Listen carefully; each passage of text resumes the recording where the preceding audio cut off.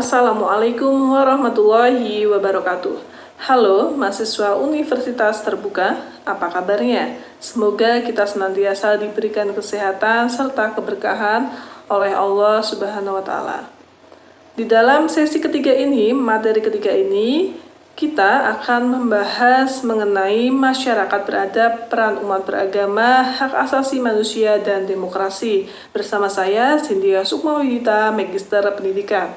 Oke, sebelum kita membahas mengenai materi ketiga ini, alangkah baiknya kita mengetahui kompetensi apa saja yang akan kalian dapatkan setelah mempelajari sesi diskusi ketiga ini. Yang pertama, mahasiswa atau kalian dapat mengetahui mengenai pengertian masyarakat beradab. Kemudian yang kedua, mahasiswa dapat menjelaskan mengenai peran umat beragama dalam mewujudkan masyarakat beradab dan sejahtera. Kemudian yang ketiga, mahasiswa dapat menjelaskan ayat-ayat Al-Quran yang terkait mengenai hak asasi manusia. Dan yang terakhir, mahasiswa dapat mengetahui prinsip-prinsip demokrasi di dalam Islam. Nah, itu kompetensi yang akan kalian dapatkan setelah mempelajari sesi diskusi ketiga ini. Nah, sebelum kita memasuki ke dalam sesi diskusi ketiga ini, hal ini semua mengenai masyarakat beradab, peran umat beragama, hak asasi manusia, dan demokrasi berkaitan dengan manusia. Nah, kita mempelajari terlebih dahulu hakikat manusia. Hakikat manusia ini apa? Hakikat manusia adalah makhluk sosial. Kenapa manusia disebut oleh makhluk sosial? Karena manusia ini mereka saling membutuhkan antara satu dengan yang lainnya dan saling berinteraksi, maka disebut dengan makhluk sosial. Nah, manusia adalah makhluk sosial ini dijelaskan di dalam Al-Quran, Quran Surat Ali Imran ayat ke-195. Oke, kita memasuki ke dalam 4 pokok bahasan yang akan kita bahas. Yang pertama mengenai masyarakat beradab. Nah, masyarakat beradab ini kita bahas terlebih dahulu definisi dari masyarakat. Nah, masyarakat ini ada di dalam berbagai bahasa ya, yang dalam bahasa Inggris dinamakan society, kemudian di dalam bahasa Yunani dinamakan societas ya, kemudian di dalam bahasa Arab disebut dengan masyarakat. Nah, masyarakat ini secara harfiah atau secara bahasa ini disebut atau dimaknai dengan arti bersama. Jadi masyarakat adalah makhluk atau seseorang manusia yang berkumpul secara bersama-sama. Nah, ini disebut dengan masyarakat. Nah, masyarakat ini terdapat ciri-ciri dari masyarakat beradab. Apa sih ciri-cirinya? Ciri-cirinya yang pertama, mereka ini hidup bersama. Jadi masyarakat yang beradab adalah masyarakat yang hidup secara bersama-sama, tidak perseorangan ya. Yang dinamakan masyarakat karena mereka hidup secara bersama. Kemudian yang kedua adalah bergaul di dalam jangka waktu yang panjang. Jadi masyarakat ini, mereka ini bergaul dalam jangka waktu yang lama, tidak jangka waktu yang pendek ya. Sebagai masyarakat memang di dalam suatu daerah atau di dalam suatu wilayah mereka bergaul atau bersama-sama di dalam waktu yang lama. Baik itu 3 tahun, 10 tahun, 15 tahun, 20 tahun, dan seterusnya. Kemudian ciri yang ketiga yaitu sadar bahwa mereka ini adalah suatu kesatuan. Jadi masyarakat ini adalah suatu kesatuan, tidak berdiri secara sendiri-sendiri. Nah, disebut masyarakat karena suatu kesatuan yang membentuk suatu kelompok, suku-suku maupun berbangsa-bangsa. Nah, hal ini ada di dalam Quran Surat Ali Imran ayat ke-13.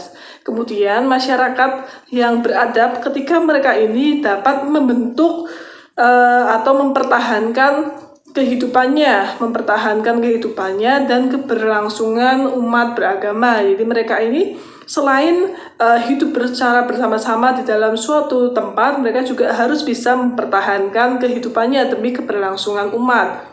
Ya, misalnya kehidupan untuk sandang, pangan, papan gitu. Kemudian setelah kita mempelajari ciri-ciri masyarakat beradab, kita beranjak kepada prinsip masyarakat beradab. Ada 5 prinsip masyarakat beradab. Prinsip yang pertama yaitu adalah keadilan sosial atau al-adalah. Nah, keadilan sosial ini dimaknai dengan setiap masyarakat atau setiap manusia memiliki hak yang sama atau adil yang sama ya, antara masyarakat satu, antara manusia satu dengan manusia yang sama. Jadi adanya keadilan sosial ya. Nah, keadilan sosial ini ada di dalam Quran Surat At-Takasur ayat 1 sampai ke 8 dan juga Quran Surat Al-Humazah ayat 1 sampai 9. Nah, yang kedua prinsipnya adalah egalitarisme atau egalitarisme ya. Egalitarisme ini artinya adalah persamaan. Jadi manusia ini memiliki persamaan baik itu antara laki-laki dan perempuan. Jadi adanya persamaan, tidak ada perbedaan antara satu dengan yang lainnya. Itu namanya egalitarisme. Nah, egalitarisme ini ada di dalam Quran Surat Al-Hujurat ayat ke-13. Nah, kemudian prinsip yang ketiga adalah pluralisme. Nah, pluralisme ini berasal dari kata plural dan isme. Nah, pluralisme ini adalah keberagaman antar umat beragama ya. Nah, dinamakan pluralisme ini karena mereka ini, masyarakat ini adalah makhluk yang unik. Makhluk yang unik karena mereka memiliki budaya yang sama. Jadi adanya keberagaman antar kebudayaan itu dinamakan pluralisme. Nah, pluralisme ini ada di dalam Quran Surat Yunus ayat ke-99. Nah, kemudian prinsip yang keempat adalah supremasi hukum. Nah, supremasi hukum ini manusia meletakkan atau membuat hukum ini menuju derajat yang paling tinggi. Jadi hukum terletak di derajat yang paling tinggi. Itu namanya supremasi hukum. Jadi di antara manusia ini ada hukum yang berlaku. Nah, itu namanya supremasi hukum.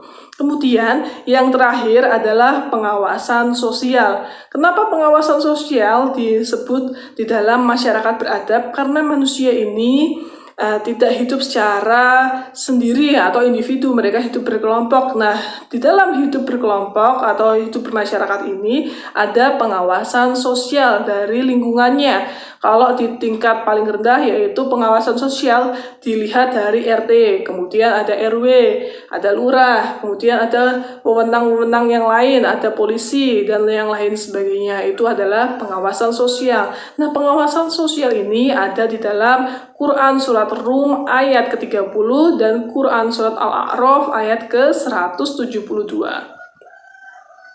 Oke, setelah kita mempelajari mengenai masyarakat beradab, kita beranjak kepada materi kedua yaitu peran umat beragama dalam mewujudkan masyarakat beradab. Jadi apa sih peran sebagai kita umat beragama dalam mewujudkan masyarakat yang beradab?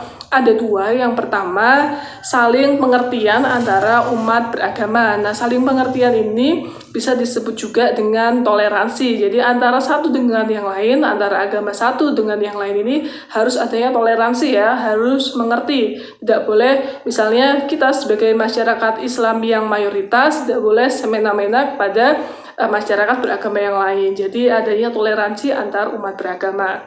Kemudian yang kedua, mempelajari studi agama-agama. Kenapa sih kita harus mempelajari studi agama-agama? Ini ada tujuannya. Tujuannya ini ada beberapa. Yang pertama, untuk menghayati ajaran agama yang dianutnya. Jadi bagaimana sih kita bisa menghayati ajaran agama? Untuk kita orang muslim ya kita harus bisa mengetahui ajaran agama Islam. Menghayati, setelah kita tahu ajaran agama Islam ini seperti apa, kita lakukan, kita hayati, kita kerjakan begitu. Kemudian yang kedua, membangun suasana iman yang dialogis. Jadi harus dibangun nih, ketika kita sudah mengetahui ajaran agama kita juga harus tahu, harus dibangun iman kita yang dialogis atau iman kita yang baik seperti apa untuk menegakkan keimanan kita. Nah, kemudian yang ketiga, menumbuhkan etika antar umat beragama. Jadi etika pergaulan antar umat beragama. Jadi kita sebagai umat beragama ini harus mengetahui bagaimana cara bergaul antara agama satu dengan agama lain. Nah, yang baik seperti apa? Jadi harus ada etika dalam bergaul antar umat beragama. Kemudian yang selanjutnya, kesadaran untuk menghilangkan bias di antara umat beragama. Nah, bias ini kan ada banyak sekali ya. Mungkin beberapa ini menganggap bahwa Misalnya agama kita mayoritas, jadi agama yang lain diasingkan atau yang lain sebagainya. Jadi kita bisa menghancurkan atau menghilangkan bias tersebut. Jadi tidak adanya bias antara umat beragama, harus sadar itu ya. Kemudian yang ketiga, selanjutnya yang kelima, menghancurkan rintangan budaya yang ada. Nah, di dalam budaya ini banyak berbagai rintangan-rintangan ya, dari zaman dahulu, bagaimana rintangannya, kita harus hancurkan rintangan budaya yang ada. Selanjutnya, menyadarkan atau kesadaran pluralisme. Nah, yang terakhir, yang ketujuh, kesadaran akan solidaritas dan kerjasama dalam mengatasi masalah. Ya, sesama umat beragama harus sadar nih, kita harus mempunyai solidaritas yang tinggi. Bagaimana cara mengatasi sebuah masalah? Nah, itu tujuan dari melakukan studi agama-agama. Kemudian yang ketiga, topik bahasanya kita akan membahas mengenai hak asasi manusia. Nah, hak asasi manusia ini apa? HAM ya, hak asasi manusia adalah pemberian wewenang kepada manusia untuk dia ini mengerjakan, kemudian meninggalkan, memiliki, mempergunakan, ataupun menuntut sesuatu yang baik itu yang bersifat materi maupun imateri. Jadi ada hak-hak manusia untuk memiliki tersebut, yang mempergunakan, menuntut sesuatu yang baik ya. Ini hak asasi manusia ini hak-hak yang baik ya, jangan hak-hak yang buruk. Nah, hak asasi manusia ini ada beberapa, atau isi dari HAM ini apa saja? Ada 5. Yang pertama, hak untuk hidup. Jadi manusia ini memiliki hak untuk hidup ya, jadi dia berhak atas kehidupannya. Nah, kemudian yang kedua, hak untuk mendapatkan kebebasan. Nah, manusia ini bebas di dalam berpendapat ya. Ketika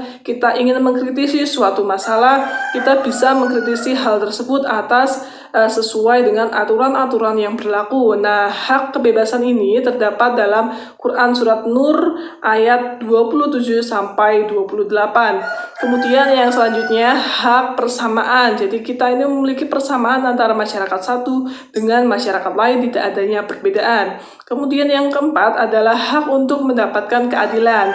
Ya, jadi kita sebagai makhluk atau manusia, makhluk sosial ini mendapatkan keadilan yang sama antara yang lainnya. Jadi kita ketika memiliki suatu permasalahan, ada nih hak untuk mendapatkan keadilan. Nah, ini ada di dalam Quran Surat An-Nisa ayat ke-148.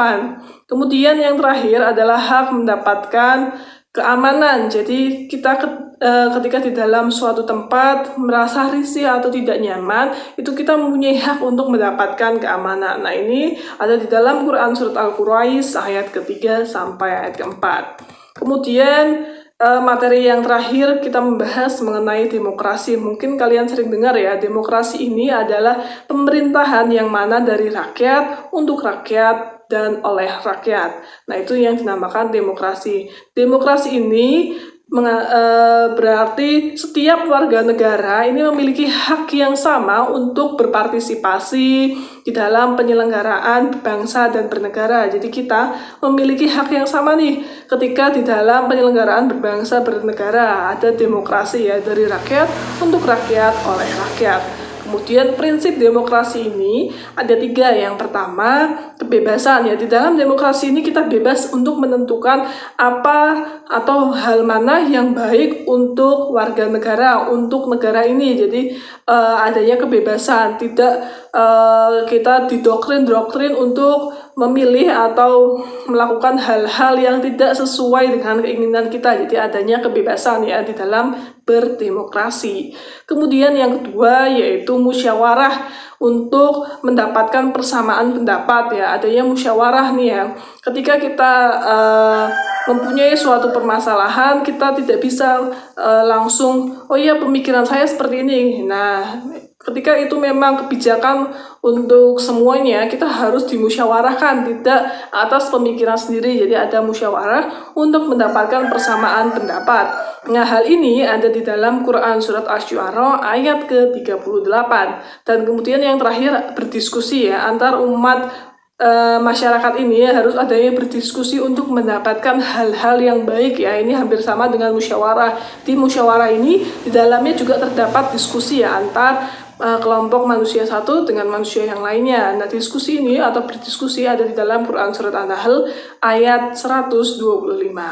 Nah, itu materi ketiga kita membahas mengenai masyarakat beradab, peran umat beragama, hak asasi manusia, dan demokrasi.